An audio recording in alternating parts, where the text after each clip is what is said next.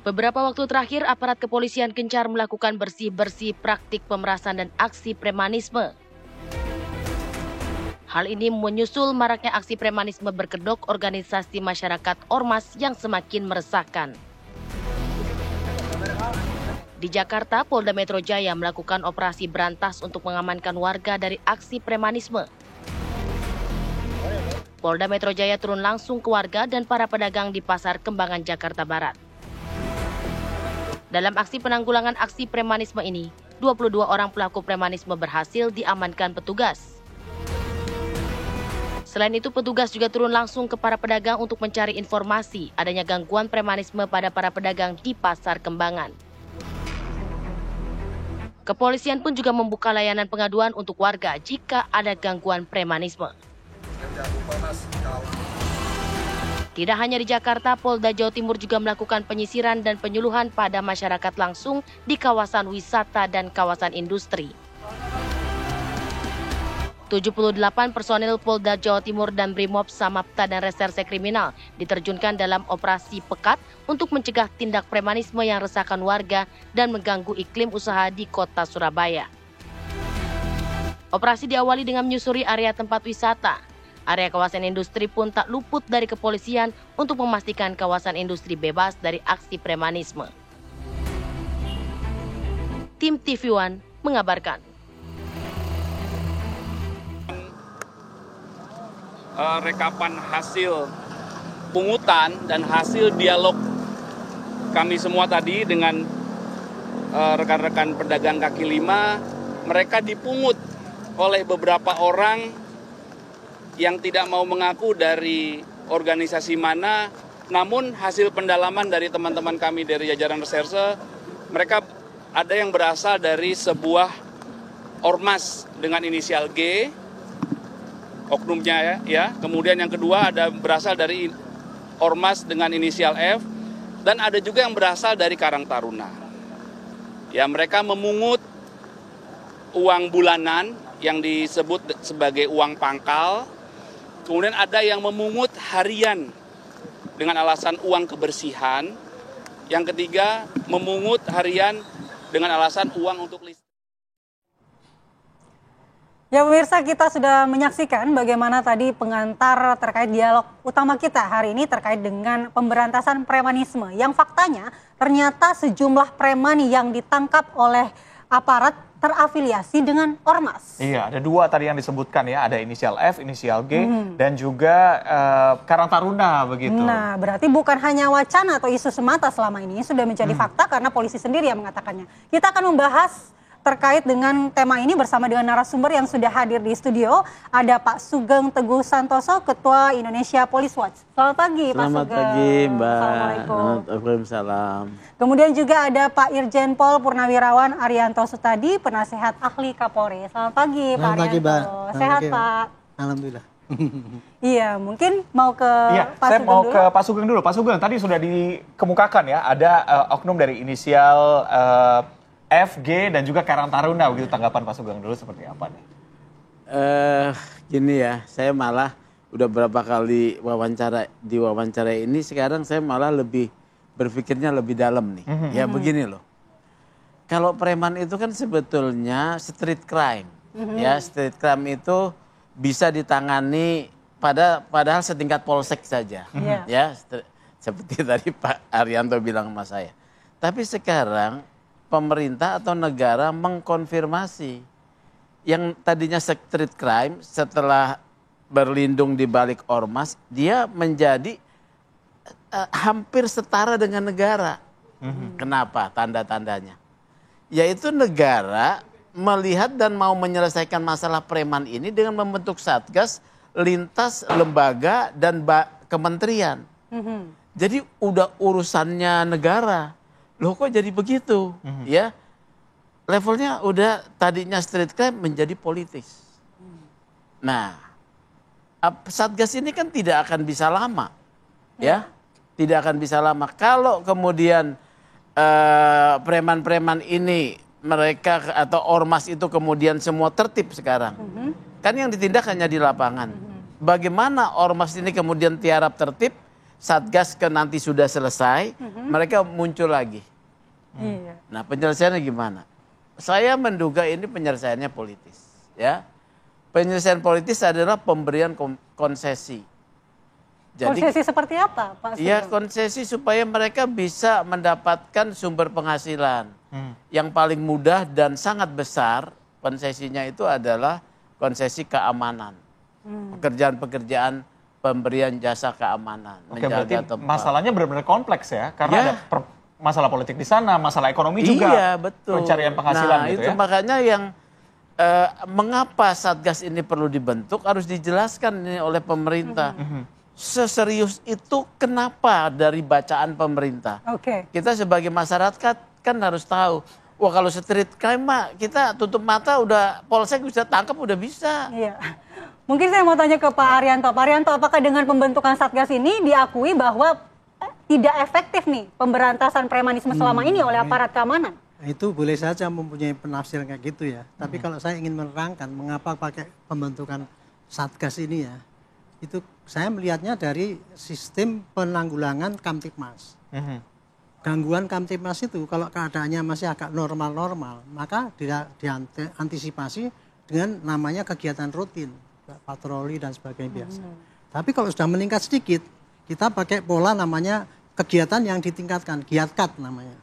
Nah, kalau sudah masif, kita launching operasi. Itu step-step daripada cara penunggalangan gangguan Kamtipmas itu yang terjadi seperti itu. Nah, untuk preman ini kenapa kok kemudian dibikin Satgas yang lintas sektoral itu?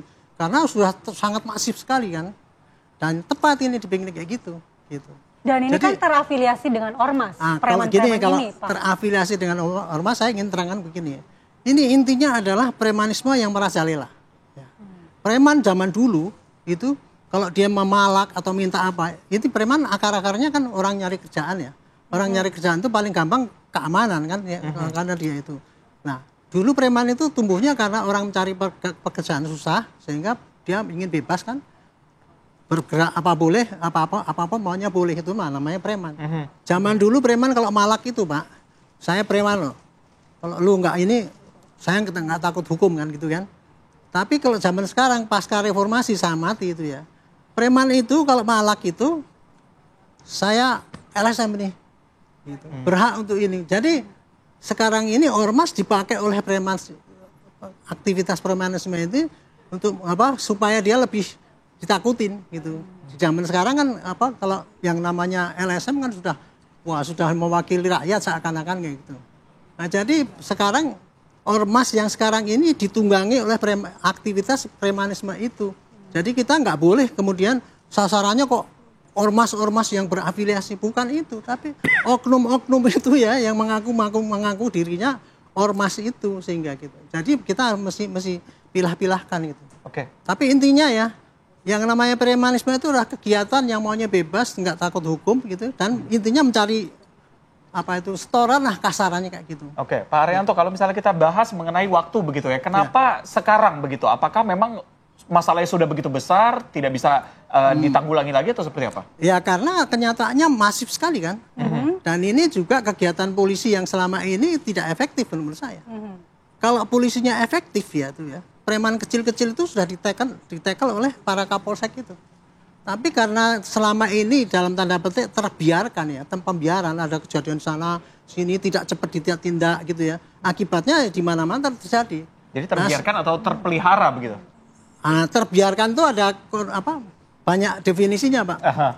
Terbiarkan itu karena begini, mungkin tidak diketahui. Kenapa tidak diketahui? Karena korban nggak berani lapor. Nah, kalau sekarang kan ada medsos ini, diviralkan, jadi otomatis kan diketahui gitu ya. Yang kedua, terbiarkan itu mungkin dari aparatnya merasa wah sana premannya banyak sehingga saya nggak mampu, sehingga dia tidak sengaja tidak cepat-cepat melakukan karena kekuatannya tidak sama. Nah yang terakhir itu tadi mungkin ada kolusi juga Pak, kesana kan cari ini polisinya dapat bagian atau aparatnya dapat bagian, itulah yang terjadi. Jadi intinya ya premanisme itu bisa merajalela karena terbiarkan itu tadi, terbiarkan oleh masyarakat maupun terbiarkan oleh aparat, dua gitu. Nah masyarakatnya itu kenapa membiarkan? Karena nomor satu ya, dia kalau jadi korban takut mau lapor. Yang kedua tidak ada waktu. Yang ketiga, dia tidak percaya kalau lapor juga nggak akan ditangani oleh polisi, bahkan dia masyarakat. Nah, itulah jadi premanisme itu merajalela karena yang kejadian-kejadian itu tidak ditangani secara cepat sehingga makin lama makin masif. Nah sekarang ini dengan adanya pemberitaan itu jadi masif sekali, ya pasti pakai operasi. Saya udah pasti jawabannya pasti operasi. Nah kenapa melintas ya? Saya tambahkan ya. Kenapa harus sampai kelintas? Premanisme itu teorinya ya ada 5 strategi yang kita lakukan. Yang paling depan adalah penegakan hukum, yang kedua pencegahan, yang ketiga pembinaan supaya orang ini tidak ini ya gitu. Kemudian yang keempat koordinasi. Yang kelima adalah ini yang paling berat, menghilangkan akar masalah. Jadi kalau kita mau preman itu tidak ada, ya pemerintah harus menyediakan lapangan kerja sesuai dengan manusia Indonesia yang banyak ini. Kalau itu tersalurkan dengan baik, nggak akan dia jadi preman. Ujung-ujungnya ekonomi ya. Iya, jadi 5 itu kalau kita mau mengatasi preman ya 5 ini harus dikerjakan gitu. Tapi tidak nomor 1 operasi ya tetap harus dilaksanakan juga. Tapi harus ada pencegahan, pembinaan, koordinasi dan hilangkan akar masalah itu. Baik, saya mau ke Pak Sugeng kembali. Iya. Pak Sugeng, apakah Anda sepakat dengan Pak Arianto bahwa ini karena adanya pembiaran, baik itu pembiaran oleh aparat maupun pembiaran oleh masyarakat? Setuju, ya. Tadi sudah dijelaskan itu saya sangat setuju. Problemnya ya, kalau tadi sekarang dengan operasi besar-besaran, Pak Arianto satu Polres itu bisa menahan berapa kapasitas? Paling kan 300 ya. Ya. Kalau kemudian preman yang ditangkap 1000, mau ditaruh di mana? Ya, itu risiko. itu kan satu ya. Dan ini risiko ini masih diperhatikan oleh negara juga. Iya, makanya ini makanya teruskan. Analisisnya harus lebih dalam lagi gitu. ya. Ada ormas menyatakan punya 2 juta anggota. Iya. Terus kalau mereka kemudian udah 1 juta anggota kita biar ditangkap aja. Hah? Bagaimana? Mau diapain ya? Iya. Nah ini yang saya bilang ya. Kalau yang saya bilang harus dijelaskan ada apa sih sebetulnya kok persoalan preman menjadi level negara, bukan level polisi penyelesaian sebagai street crime, ya, tapi menjadi level negara. Ini ada apa ini, ya? Saya pun sedang mencari tahu. Yang kedua, informasinya kan terkait dengan adanya investor yang udah muncul tuh BYD ya, perusahaan mobil listrik Jawa Barat diganggu ya. Kalau itu kan ya katakanlah ada komplain dari negara atau dari investor, negara pihak investor.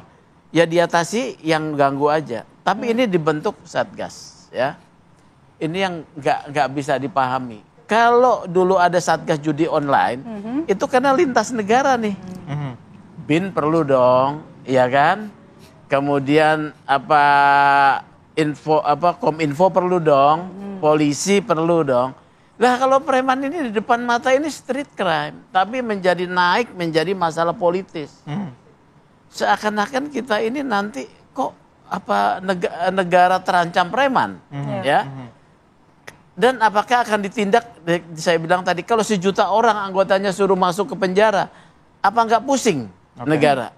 Oke, solusi terdekatnya apa? Apakah memang harus ada audit internal dari ormas-ormas sendiri? Karena kan untuk membentuk ormas kan harus mendapatkan surat izin begitu. Saya mau bukti dulu, mau bukti kinerja Satgas.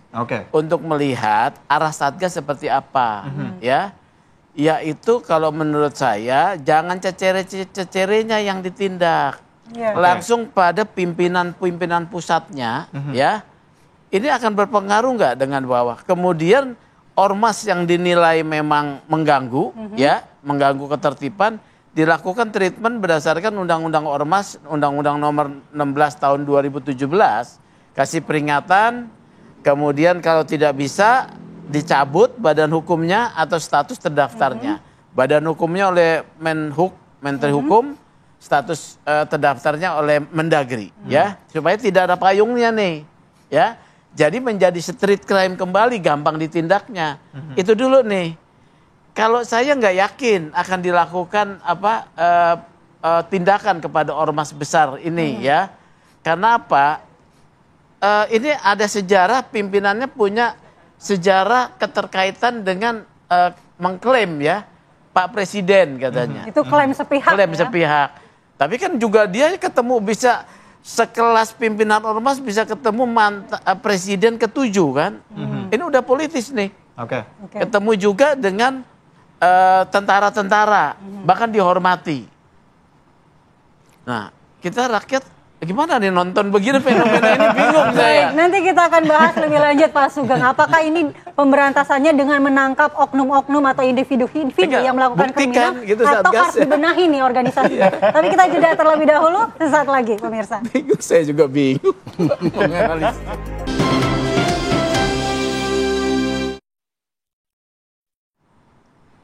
Kembali di Apa Kabar Indonesia Pagi, pemirsa, sebelum kita lanjutkan dialog, kita akan melihat dulu bagaimana kondisi di lapangan ya. Sudah ada Novan Zam di Pasar Keramat Jati. Di sana, Novan, apa tanggapan masyarakat mengenai kasus premanisme yang merajalela begitu?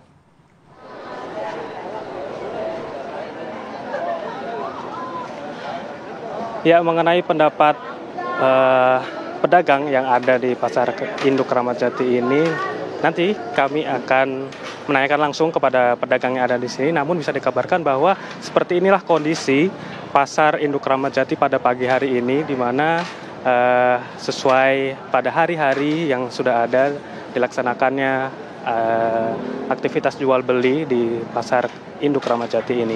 Dan langsung saja kita menanyakan pendapat kepada pedagang tentang hal-hal yang sedang viral di belakangan ini.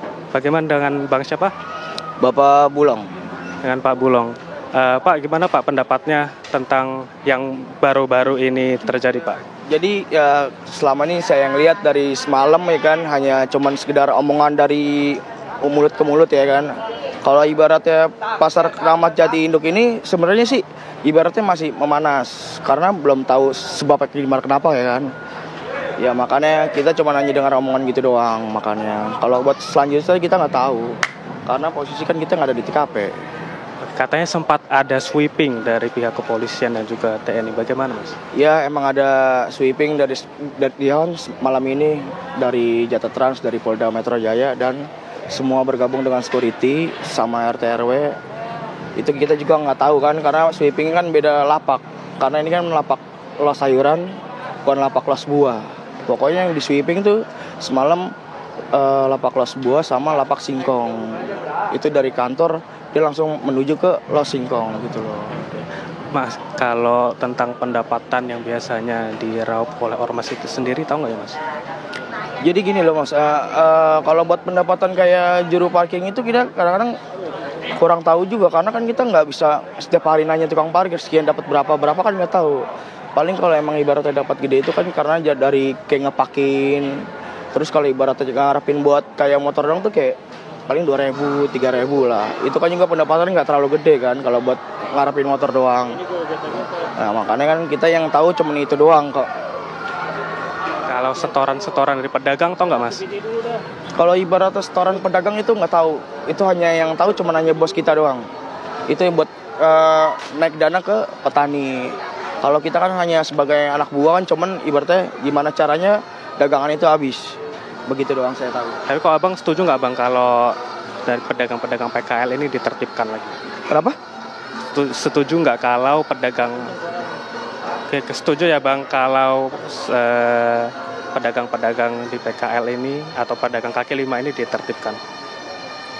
Tapi kita sih gimana ya, karena kan emang penyebabnya tuh gimana ya. Yang lapak dalam itu kan emang bayar gede. Jadi kemarin gara-gara ada demo itu, jadi ada yang iri, ada yang enggak. Jadi kenapa kok pedagang kaki lima yang diurusin, kenapa yang benar-benar bayar lapak gede kok digusur gitu loh. Terima kasih Bang. Kita akan bergeser ke narasumber yang selanjutnya. Ya, sini juga salah satu pedagang yang ada di Pasar Induk Keramat Jati. Dan Bang, jadi dengan Bang siapa? Abang Agis. Ya Bang, gimana Bang? Apakah Abang setuju kalau premanisme di pasar ini harus ditertibkan lagi Bang? Setuju. Harus untuk Pasar Keramat Jati harus banyak-banyak kebijaksanaannya aja buat pedagang, buat ya semuanya deh kaki lima diatur-atur aja biar semuanya sama-sama enak, biar sama-sama ngerti lah. Udah segitu aja. Oke, kalau dari Abang sendiri kira-kira tarikan-tarikan atau pendapatan yang ditarik oleh ormas ini memberatkan pedagang kaki lima nggak ya kira-kira? Ya, memberatkan pedagang kaki lima, Mas. Untuk satu orang kan 300 ya. Untuk pedagang kaki lima kan bukan 1 sampai 10. Mungkin ada 100 orang yang pedagang kaki lima yang mangkal. Itu diambil tarif satu orang yang dagang itu 300. Ya. Jadi kurang lebih Bapak setuju ya tentang premanisme ini yang terus mengutip pedagang kaki lima ini untuk ditertibkan? Ya, setuju udah.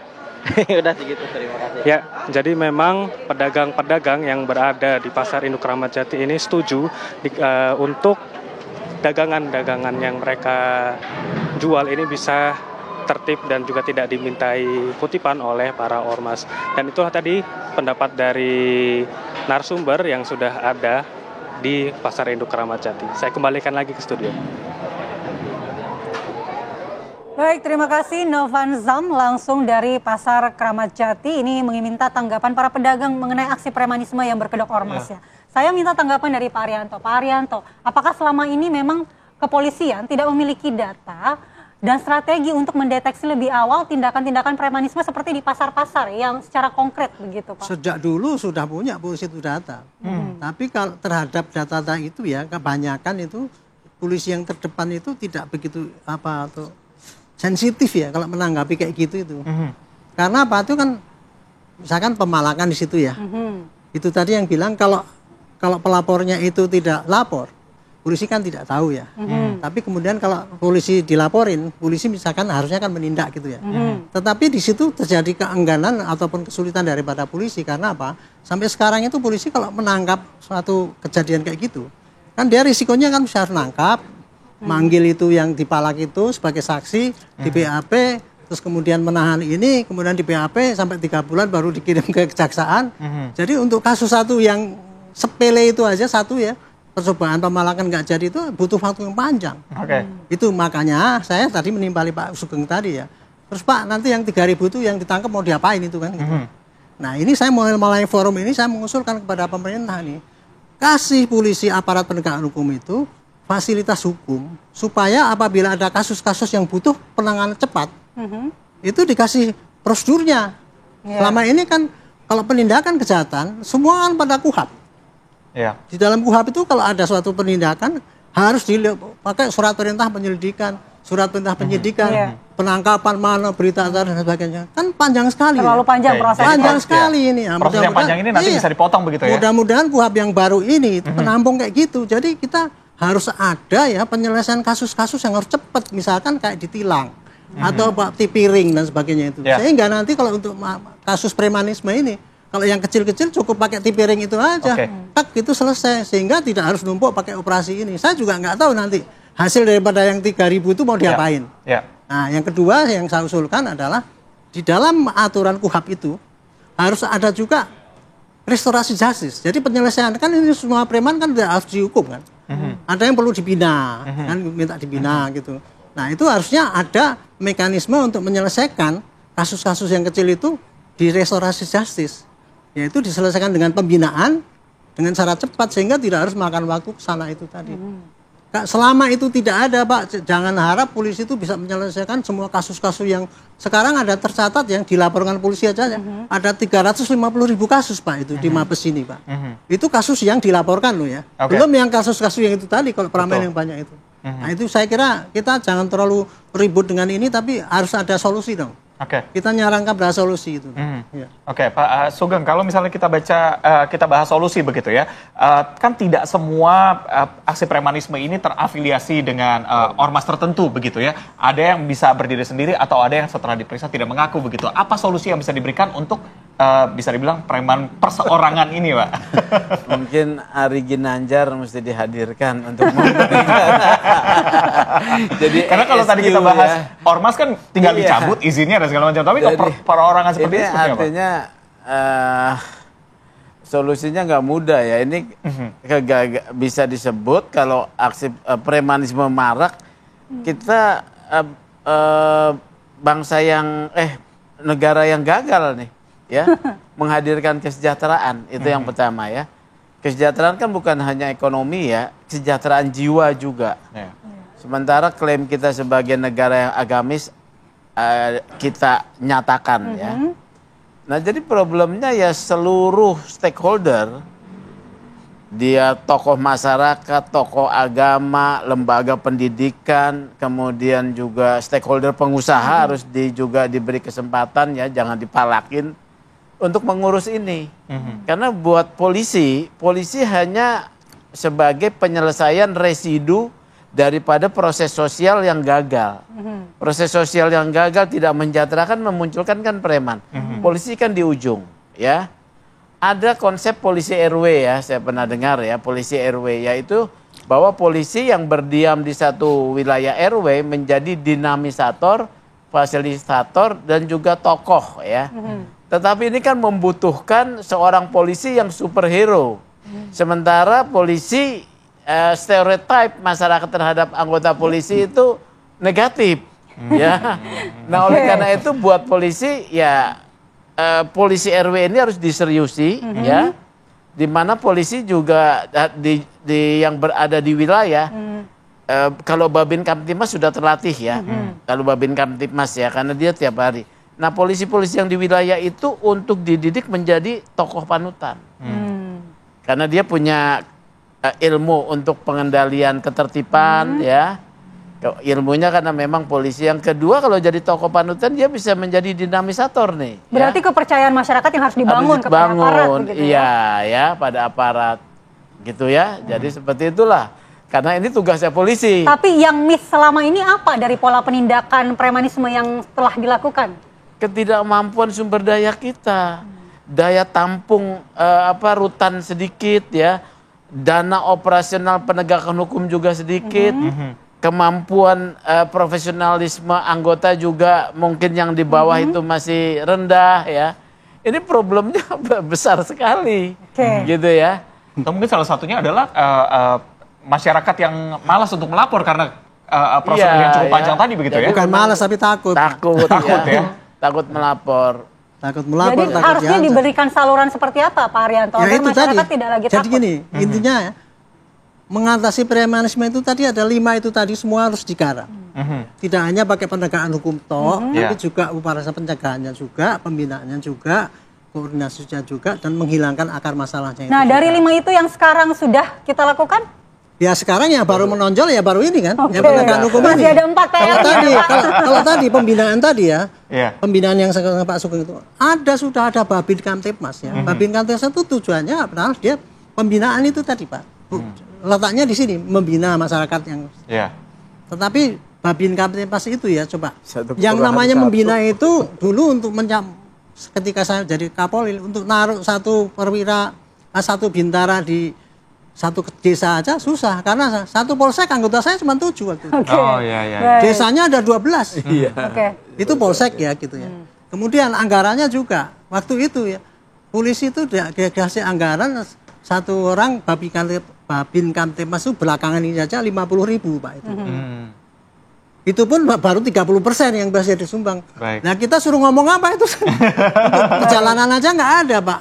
Padahal kalau membina kan kita bisa punya alat kontak. Misalkan kita bina voli, belikan bola voli atau gitu.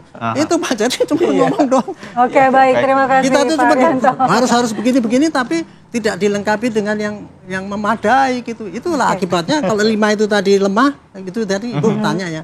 Mana yang gagal? Ya 5 ini tadi kurang efektif. Semuanya harus baru bisa kayak gitu. Baik.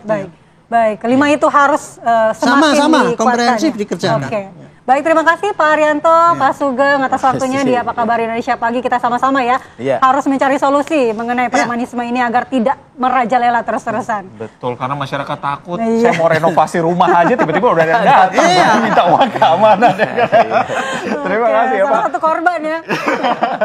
Betul. Nah setelah jeda kita punya informasi lainnya pemirsa. Ini akibat sakit hati ditolak rujuk ada seorang warga di Kabupaten Majalengka, Jawa Barat yang mengancam akan menyebarkan ya video adegan dewasa saat bersama dengan korban. Tetap bersama kami di Apa Kabar Indonesia Pagi.